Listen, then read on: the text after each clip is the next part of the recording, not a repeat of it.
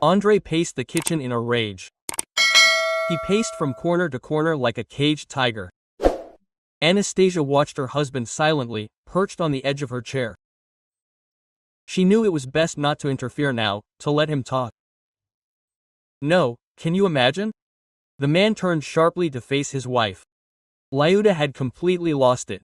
First, she wrote letters, asking, "How could you get married? We have a daughter." Quote. Then she started threatening to keep me from seeing Olya, and now she's even told me to take the girl away completely or she'll send her to an orphanage. She's crazy, do you hear me? She needs treatment immediately. His wife winced. In the 6 months of their marriage, she'd grown accustomed to Andrei's ex-wife's hysterics, but she certainly didn't expect this. Why is she like this? What's going on in her head? How can you manipulate a child?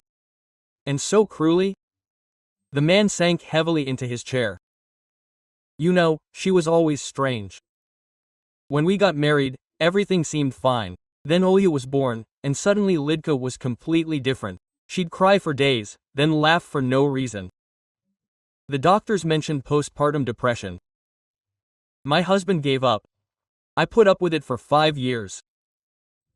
But when she started throwing endless jealous tantrums for no reason, I gave in and we got divorced. Andrei was silent for a moment, looking at his hands, then she seemed to calm down. I helped her with money, visited our daughter, but as soon as she found out about our wedding, it started again. Letters, calls, threats. And now this. I'm going to go crazy. Do you think she's really capable of this? Anastasia couldn't finish her sentence. That's the point, she's capable. The man hissed furiously. You don't know her. When she's in a fit, she can do anything, even throw a cardio ballet, or take the child. He cut himself off abruptly. Damn, I'll have to go get Olya.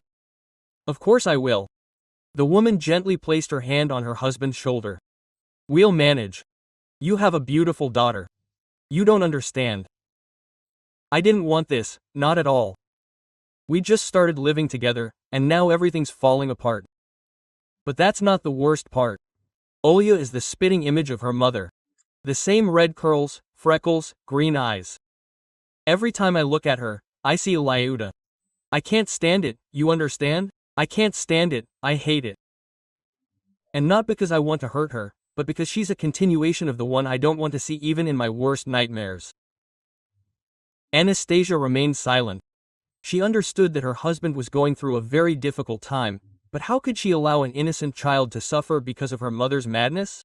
That evening, lying in bed, the woman couldn't sleep for a long time. Andrei demonstratively turned to the wall, his entire appearance betraying his displeasure.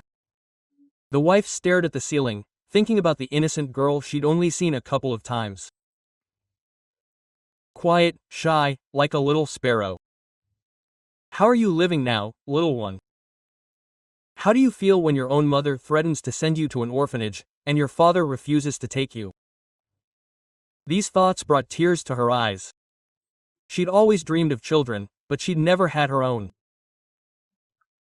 When she married Andrei, she thought this was happiness, a loved one, and the prospect of having children together. And now this situation. But how can she stay on the sidelines when it comes to the child's fate? Andriusha. Anastasia quietly called her husband. Are you asleep? His answer was a demonstrative sniffle. I know you're angry, but understand that we can't do otherwise. Olya is your daughter. Your blood, and it doesn't matter at all what she looks like. I told you we'd go get her tomorrow, the man replied quietly. But remember, this is entirely your decision, and all the consequences will be yours. Anastasia's heart went cold at these words. For the first time in their short marriage, she heard such harsh, almost threatening notes in her lover's voice. But there was no turning back. The fate of an innocent girl was at stake. Olenka sat in the backseat of the car, clutching a tattered stuffed bunny tightly to her chest. Nastya furtively watched the girl through the rearview mirror. Red curls, a scattering of songs on her pale face, a frightened look from under long eyelashes. They were silent the entire drive from Kostroma to Yaroslavl. Andrei drove, gritting his teeth so tightly that his jaw muscles twitched. He didn't even say hello to his ex-wife, silently taking 2 bags of his daughter's things and putting her in the car. Ludmilla didn't come out to see them off, only shouting from the window, "Now it's your turn to suffer, stay safe." The drive seemed endless. Trees flashed past the window, oncoming cars sped by, and an oppressive silence filled the car. Olya kept pressing a shabby bunny to her nose. Anastasia noticed that the girl's toy smelled of her mother's perfume. Apparently, this was the only way for the child to retain a piece of her former life. "Are you hungry?" the woman asked softly, turning to the girl. "We can stop for a bite. I saw a cafe up ahead with wonderful pies. Very tasty and appetizing." Olya glanced at her father with fear and shook her head. Her small fingers clutched the toy even tighter. "We'll get home and eat," Andrei snapped, not even glancing at his daughter. "There's no point in hanging out at these dives." Anastasia noticed the girl's lower lip trembling. The woman pulled a chocolate bar from her bag and discreetly handed it to Olya. She timidly took the treat and whispered, "Thank you," under her breath. At home, the little reindeer box stepped over the threshold, looking around with wide eyes. Her 3-room apartment, which Anastasia was so proud of, suddenly seemed too strict and uninviting for a child. "Come on, I'll show you your room." The woman extended her hand to the little girl. The girl timidly placed hers in hers. Her fingers were cold with excitement. This was the guest room, but now it will be your bedroom. "Tomorrow we'll go to the store and buy everything you need, new curtains, a bedspread, maybe you can choose some paintings. What do you like?" "I love cats," the girl whispered, looking down. "And unicorns too." "Excellent. So, tomorrow we'll go get cats and unicorns," Nastya smiled. "For now, let's unpack." The girl nodded contentedly. Together they began to put the few clothes on the shelves. Nastya noted with pain that the clothes were old, some completely faded. T-shirts with pilling, stretched tights, a single dress with a torn button. It was obvious that Ludmilla had completely neglected her daughter for the past year. Quote, "And what is this?" the woman asked, taking a tattered floral notebook out of her bag. "These are my fairy tales," Olya whispered even more quietly, her cheeks brightening. "Can I keep these?" "Mom said it was nonsense, but of course you write fairy tales." "How wonderful," Anastasia sincerely admired. "When I was your age, all I did was make up stories. Read them to me sometime." The girl smiled timidly for the first time. Her face seemed to light up from within. "Okay, if you want, but they're not very good." "I'm sure they're wonderful." "What's all the fuss about?" Andrei appeared in the doorway, and the smile instantly vanished from the little girl's face. "Nastya, dinner won't make itself. And you?" The man looked at his daughter. "Go wash your hands and don't let any snot get out here." "I don't like that." Olya shuddered and ran out of the room. A crash was heard in the hallway. She must have hit the nightstand in fright. "Andriusha, don't be so strict," his wife said quietly, feeling anger boiling inside her. "It's so hard for her. Don't tell me how to treat my daughter." "Fine, you wanted to play the good fairy. Play, and I will raise her the way I see fit. A child needs to be kept in line, otherwise in 10 years there will be trouble. This is just what I need." At dinner, the girl sat with her head down. Nastya made chicken soup and cutlets with mashed potatoes, but Olenka barely touched the food, mostly chasing peas around the plate with a spoon. "Don't like it? Was it tastier at home?" Quote, Andrei asked menacingly. "No, just," the little girl babbled, unable to utter another word. Anastasia noticed how the spoon in her hand trembled. "Just talk normally. I don't understand your mumbling." Andrei, his wife was indignant. "Stop it right now. It's the baby's first day in the house. Let her get used to it." "Can I go?" the girl whispered, blinking rapidly to hold back her tears. There was almost all the food left on the plate, Quote, Go, her father waved his hand. Just clear away the dishes after yourself. Don't forget. The little girl hastily grabbed the plate, but in her excitement it slipped out of her hands and fell into the sink with a clink. Luckily, it didn't break. Quote, Excuse me, I'll clean everything up now, Olya babbled, fussily grabbing a sponge. Leave it, sunshine. The woman gently stopped her. Go to your room, I'll wash it myself. When the girl disappeared into her room, the wife turned to her husband. For the first time she saw him so bilious, angry, completely alien. Why are you doing this? She's a child. A poor, frightened child. Not only did her mother abandon her, but now you want to show her your indifference. I told you not to interfere. This is just my method of raising her. I need to make a person out of her. Method? You're just taking out your anger on her. You're projecting your hatred for your ex-wife onto a defenseless child. What kind of person are you? Andrei slammed his fist on the table, causing the cups to jump. What did you expect? That I'd be delighted by this situation, that I'd start taking her to parks and buying ice cream. This girl ruined my life before she was even born, you understand? I only married Ludmila because she was pregnant. Now history is repeating itself. Once again, this child is standing between me and a normal life. My God, how can you talk like that about your own daughter? Nastya whispered, not believing her ears. I can and I will. The man got up from the table. I'll go to my mother. I need to get some fresh air and calm down. I'm tired of your lectures and misunderstandings. The front door slammed shut. Nastya was left alone in the kitchen. Muffled sobs could be heard from the girl's room. The woman knocked softly on the door. Can I come in? Yes. It was barely audible. Olenka was sitting on the bed, hugging her knees. A stuffed bunny lay next to her, as if trying to protect her. Tear streaks glistened on her pale cheeks. Quote, Does Daddy hate me? Yes? The little girl asked, looking out the window. The woman's heart ached. She sat down next to her and carefully put her arm around the girl's shoulders. No, darling, he just doesn't know how to show his feelings. He needs time to get used to it. And you? Olya looked up at her with tear-stained eyes. Do you want me to leave too? Don't even think about it. The woman hugged the girl tighter. I'm so glad you're here. And you know what? Tomorrow we'll go on a big shopping trip, buy everything you like, and then go to an ice cream parlor. Deal? The little girl nodded timidly and suddenly snuggled trustingly against Nastya. Quote, Thank you, Lord. The woman thought, stroking her red curls. Give me the strength to protect this girl, even if I have to protect her from her own father.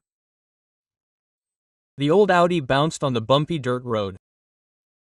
The trees of the Romashka holiday village, where Andrei's parents lived every summer, flashed by the window. Anastasia watched her husband with her. In the 6 months since their daughter's birth, he had become even more irritable and irritable. Quote, I don't understand why we took her with us, the man grumbled again. My mother asked me to help with the garden, not to organize a family day out. Where would I leave her home alone? She hardly goes anywhere except for school anyway. Let her get some fresh air, and I'll feel better. In the backseat, the little girl pretended to be engrossed in a book, but the woman noticed how her fingers had turned white as she gripped the cover. Over the past few months, the girl seemed to have shrunk, become even quieter, only gradually thawing out with Nastya. They read together, drew, even started writing a fairy tale about a magical cat. But as soon as Andrei showed up, Kolya turned into a frightened mouse. The car stopped at the new gate. Nina Pavlovna was already waiting on the porch. Quote, Son. The elderly woman beamed, but then frowned, noticing Olya emerging from the car. Anastasia felt the girl press against her, seeking protection. Quote, Hello, Grandma, the little girl babbled. Hello, Nina Pavlovna nodded curtly. Come in. All day, Nastya was torn between the garden beds and her stepdaughter. The girl tried to help, collecting weeds in a bucket, watering the strawberries with a watering can, but every now and then she ran into displeased looks from her father and grandmother. Quote, "Be careful," the owner shouted when the girl accidentally knocked over a tomato bush. "Nastya, take her away from here, it's no use. Come on, sunshine, help me sweep the paths." Olenka obediently trudged after, her head down. The day dragged on endlessly. By evening, everyone was tired, sweaty, and covered in dirt. Nastya was sweeping the yard, dreaming of going home as soon as possible, when suddenly a pale girl ran up to her. Quote, "Mom, we have to go quickly," the little girl whispered, grabbing her hand. The woman's heart sank. Olya called her, "Mom," for the first time. Quote, "What happened, darling? Look here." The girl held out the phone with trembling fingers. "I didn't mean to eavesdrop by accident." She turned on the video. Anastasia saw the veranda where Andrei and his mother were sitting. Olya must have been filming from around the corner of the house. "Son, I've been silent for a long time." Nina Pavlovna's voice sounded unusually soft, "but I can't watch this girl ruin your life anymore. It's been 6 months, and it's not getting any better. Taking her in was a bad idea." "I know, Mom." The man rubbed his temples wearily. "Do you think it's easy for me? Nastya fusses over her like she's a worn-out bag, and I find it disgusting even to look at her. I see her face every time. So maybe I should stop putting up with this? There is a way out." "What's the way?" "The very one Lidka threatened. An orphanage." Nastya felt the ground slipping from under her feet. She turned her gaze to her stepdaughter. Tears were streaming down the girl's cheeks. "Mom, what's wrong?" Andrei smiled nervously. "Nastya will destroy me." "And what does Nastya have to do with this? Your daughter is your decision. Look at yourself, you've lost all your weight and are so nervous. Nastya is also exhausted, torn between you. And the girls would be better off. At least the teachers there are professionals." There was a heavy pause in the recording. Then Andrei said slowly, "You know, you're right, I'm tired of all this. If her mother doesn't need her, then neither do I. After all, that's what the state came up with these institutions for." The video ended. Nastya stood frozen, holding a broom. One thought was racing through her head. How can he? "Mommy," the little girl whispered, "I don't want to go to an orphanage. Please." Quote. Something seemed to snap in Nastya's chest. She straightened up, squared her shoulders, and hugged the girl tightly. "Don't be afraid, darling, no one will give you up anywhere. Wait here." The woman headed resolutely toward the veranda. Andrei and Svekrov were still sitting there, quietly conversing. "You are so vile," his wife's voice rang with rage. "What low, vile people you are." They shuddered in surprise. "What are you talking about?" Andrei frowned. "What are you even thinking about what you're discussing here? You decided to give your child to an orphanage, your own daughter and granddaughter." Nastya felt her whole body tremble. "How dare you? You were eavesdropping, then," her husband muttered. "Don't you dare." His wife raised her hand as if to hit him. "Don't you dare call her a girl. She has a name, Olya, and she's 1,000 times better than both of you." "Nastenka, you don't understand," the mother-in-law began. "It's you who don't understand. You're not people, you're monsters. Do you know that I'm filing for divorce and taking Olya with me?"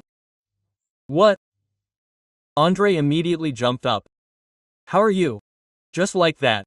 I'll adopt her. I'm sure you'll be happy to give up your parental rights. That's all you want." The woman turned to the door and said calmly, "Olenka, get ready. We're leaving." "Nastya, wait." The husband tried to grab his wife's hand. "Let's talk. Don't touch me.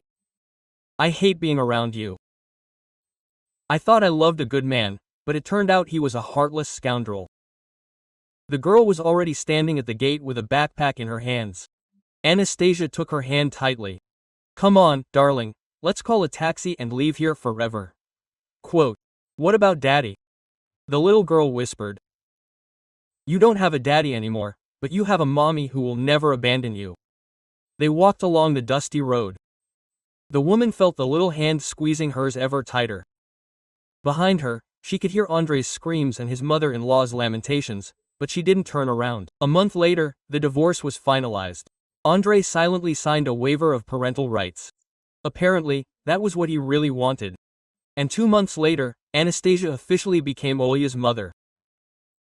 Now they lived together in her large 3-room apartment, working on a new fairy tale about a magical cat. And every evening, as she put her daughter to bed, Anastasia thought about how strange life was. She dreamed of a happy marriage, but she had found something much more important, a little red-haired son who called her Mom.